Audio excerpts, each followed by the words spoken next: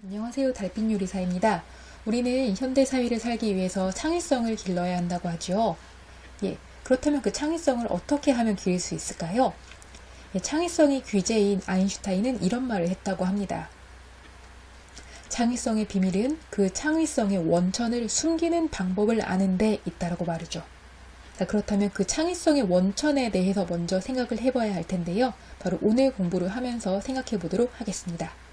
오늘 공부의 주제는 모방시 쓰기입니다. 공부 순서는 다음과 같습니다. 우선 시를 감상하는 다양한 방법을 알아볼 것이고요. 그 중에서 모방시를 쓸 때 살필 것을 생각해 볼 것이에요. 이를 토대로 시 한 편을 실제로 써보도록 하겠습니다.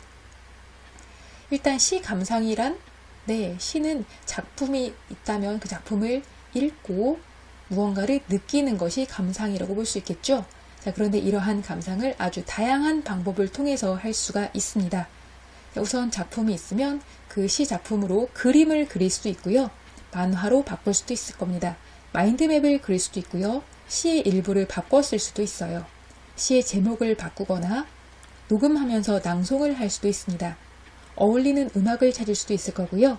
노래로 가사를 바꿔볼 것도 있습니다. 구조를 도표로 그릴 수도 있고요. 문학적인 표현의 뜻을 추적해 볼 수도 있습니다. 오감으로 시를 느껴볼 수도 있을 것이고요. 친구에게 시를 설명하고 추천해 볼 수도 있을 것이에요.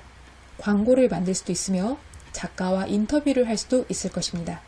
내용을 대본으로 바꾸기도 하고요. 바꾼 대본으로 연극을 해볼 수도 있을 것이에요. 또한 내용을 몸으로 표현해 보거나 작품이 여러분에게 주는 의미를 찾을 수도 있을 것입니다. 또한 그 의미를 토대로 여러분의 입장에서 작품을 다시 써볼 수도 있을 거예요. 굉장히 많죠. 시를 감상하는 방법이요. 그런데 이것은 바로 선생님이 첫 시간에 이야기했었던 다중지능을 바탕으로 선생님이 만들어 본 것입니다. 이 중에서 오늘은 내 입장에서 다시 쓰기, 다시 말하면 모방시 쓰기를 공부해 보도록 하겠습니다. 모방시를 쓸 때 살필 것입니다. 작품이 있으면요. 그 작품을 우리가 모방해서 시를 쓸 것이잖아요. 이때 작품은 내용과 형식으로 이루어져 있습니다. 내용은 소재, 그리고 시적 화자로 구분되어 있지요. 형식은요. 표현 방법과 칭의 같은 것들이 있는데요. 시의 표현 방법이란 비유, 상징, 역설, 반어, 대꾸 이런 것들이 있습니다. 한편 시의 칭의란 율격, 시행, 연구분 같은 것을 이야기해요. 이렇게 우리가 작품을 통해서 내용과 형식을 잘 공부를 했다면 혹은 잘 느꼈다면 이를 통해서 작가가 여러분에게 하는 말을 찾을 수 있을 겁니다. 나아가서 이러한 상황을 여러분의 상황으로 바꿔볼 수 있을 거예요. 이를 통해서 모방시를 작성해 볼 수 있을 겁니다. 그럼 실제로 한번 써보도록 하겠습니다.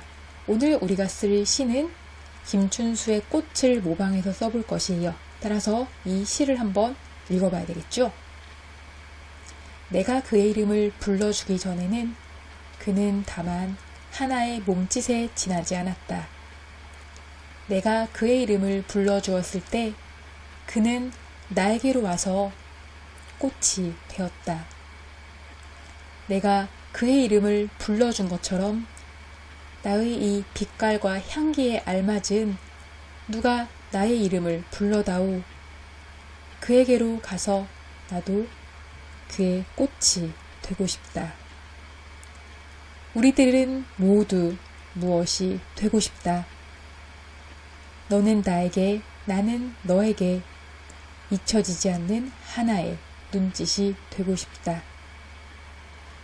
이 시였는데요. 이 꽃이라는 시의 내용과 형식, 그리고 작가가 여러분에게 하는 말, 그리고 여러분의 상황을 반영해서 모방시를 한번 써보도록 하겠습니다.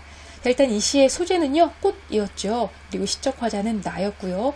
이 나라는 시적 화자가 바로 꽃이라는 의미 있는 존재를 상정해서 상징이라는 표현을 사용해서 시를 썼고요. 칭의는 일단 사연으로 되어 있어요. 그리고 관계는 나와 그의 관계에서 점차 누가, 우리 이런 식으로 확장되고 있지요. 또한 반복되는 구절은 내가 그의 이름을 불러주었을 때 그리고 무엇이 되었다 같은 구절이었습니다. 작가가 여러분에게 하는 말, 선생님에게 하는 말은 우리는 모두 무엇이 되고 싶다, 의미 있는 존재가 되고 싶다 라는 것이었어요. 그래서 이것을 선생님의 상황으로 바꿔보았을 때요. 선생님은 갓 유튜버가 된 상황이죠. 여러분과 수업을 하기 위해서요. 그러면서 다른 유튜버들의 영상을 보고 있으며 나도 영상으로 다른 사람한테 도움을 주고 싶다라는 생각을 했습니다. 자, 그래서 이렇게 시를 바꿔보았습니다. 바로 삼각김밥이라는 시예요. 내가 그의 구독 버튼을 누르기 전에는 그는 다만 한 톨의 쌀알에 지나지 않았다. 내가 그의 구독 버튼을 눌러주었을 때 그는 나에게로 와서 삼각김밥이 되었다.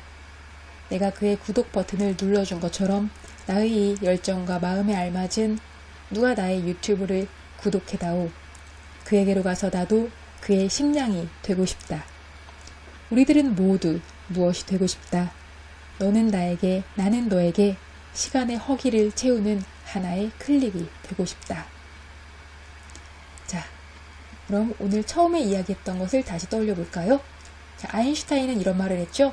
창의성의 비밀은 그 창의성의 원천을 숨기는 방법을 아는 데 있다라고 했는데요. 자, 그 창의성의 원천이란 바로 내가 무언가를 모방했다는 사실이랍니다. 자, 즉 창의성은 모방에서부터 시작이 된다는 것을 알 수 있지요. 네, 심지어 아인슈타인조차 모방을 많이 해서 창의성을 길러나갔다고 해요. 자, 그래서 오늘 드리는 과제는 2개입니다. 첫 번째 필수 과제는요. 김춘수의 꽃을 모방해서 한번 써보도록 하시고요. 두 번째, 이것은 모방과 표절의 차이는 무엇일까? 한번 여러분이 여유가 더 된다면 생각을 해보시면 좋겠습니다. 감사합니다.